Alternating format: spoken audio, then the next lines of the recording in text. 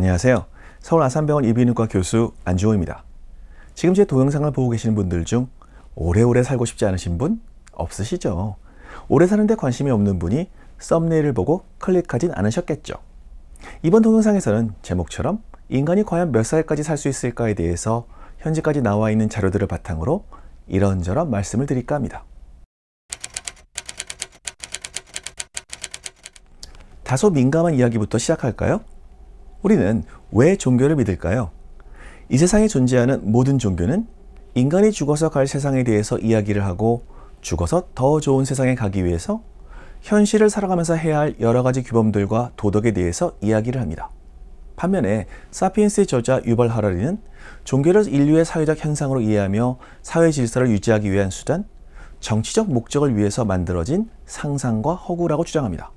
또한 이기적인 유전자의 저자 리처드 도킨스는 2009년 아마도 신은 없을 겁니다.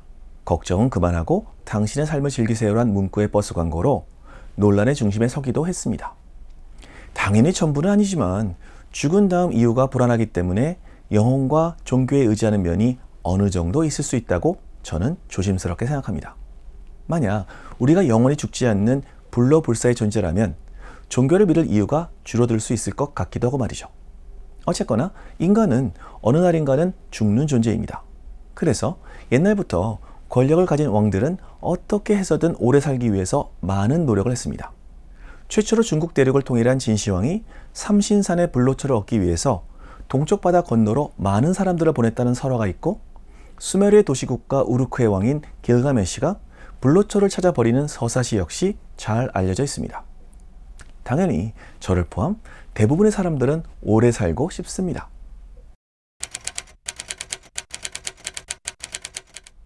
그렇다면 인간은 과연 얼마나 살 수 있을까요?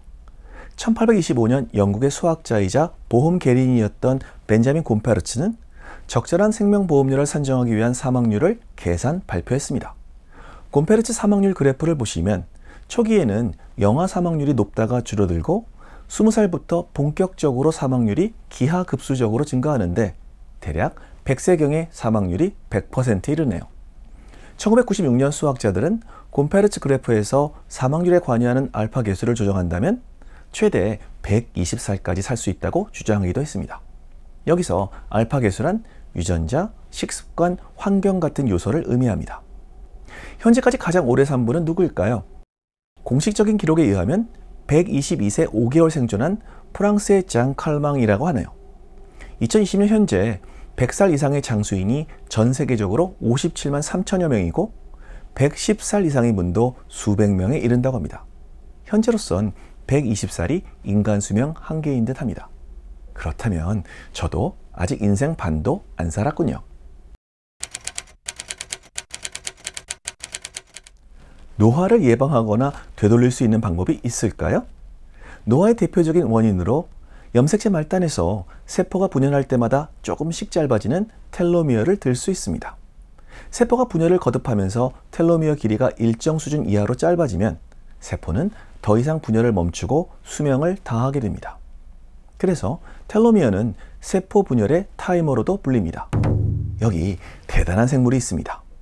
고급 식재료인 랍스터는 텔로머레이즈라는 효소를 사용해서 텔로미어의 길이를 유지합니다. 그래서 이론상 랍스터는 영원히 죽지 않고 살 수 있습니다. 그렇지만 랍스터 역시 언젠가는 죽습니다. 그 이유는 첫째, 갑각류의 특성상 탈피를 해야 하는데 나이가 들수록 껍질이 두꺼워져서 탈피에 실패해서 껍질 안에 갇혀서 죽게 되거나, 둘째, 너무 맛이 좋아서 우리가 많이 잡아먹기 때문입니다. 우리는 랍스터처럼 탈피해야 할 껍질이 없으니까 텔로머레이즈를 적절히 가지고 있다면 수명이 엄청 길어질 수 있겠죠. 이렇듯이 텔로미어 길이를 적절히 조절해서 우리 몸의 세포들이 정상적인 기능을 가지도록 하는 것이 노화 과정에서 중요한데, 만약 이 과정이 잘못된다면요? 세포들이 영원히 안 죽고 커져서 문제가 되는 병, 암이 발생할 수도 있습니다. 그래서 지금도 많은 연구자들이 안전하게 오래 살 수 있는 방법을 연구하고 있습니다. 노화의 종말이라는 베스트셀러에서 하버드 의대 데이비드 싱클레어 교수는 NAD, 니코틴 아마이드 아데닌 다이뉴클레오티드의 중요성을 강조합니다. NAD는 세포의 다양한 산화 환원 반응에 관여하여 세포의 에너지원인 ATP의 생산, DNA 복구, 텔로미어 길이의 증가, 그리고 미토콘드리아 활성 증진 등 세포의 노화 조절에 매우 중요한 역할을 하고 있어서 최근 많은 연구가 진행되고 관련 건강기능식품들도 많이 생산되고 있죠. 저도 오래 살려고 매일 한 알씩 먹습니다.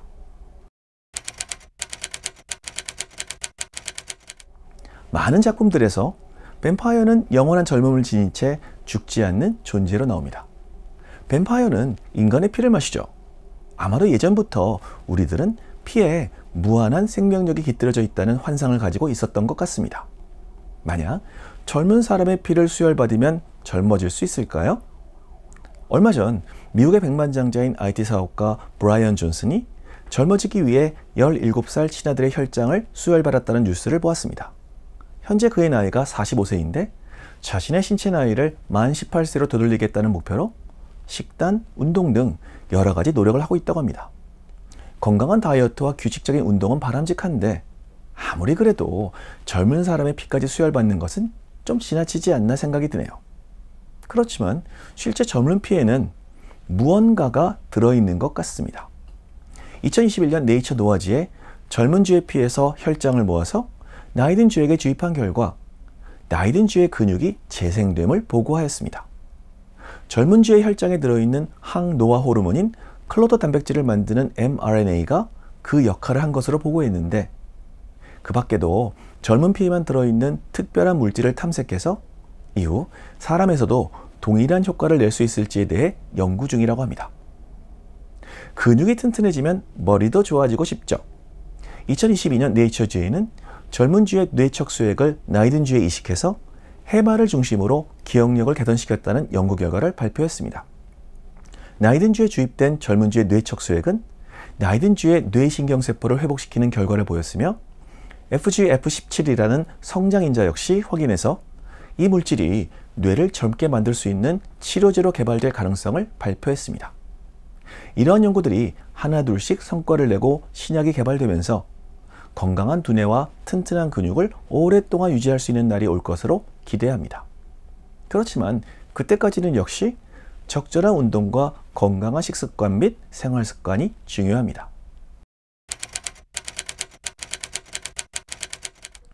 1999년 로빈 윌리엄스 주연의 바이센테니얼 맨이란 영화가 생각납니다. 인간이 되고 싶었던 인공지능 로봇인 앤드류는 마침내 진정한 인간으로 인정받기 위해서 로봇의 영원한 삶을 포기하고 인간으로서 죽음을 맞이합니다. 우리의 삶이 소중하고 지금 이 순간이 아름다운 이유는 언젠가는 끝날 수 있음을 알기 때문이 아닐까 생각합니다. 그래서 그 끝이 언제쯤일지 몰라도 매 순간 충실하게 살아야겠습니다. 감사합니다. 건강하고 행복한 하루 되세요.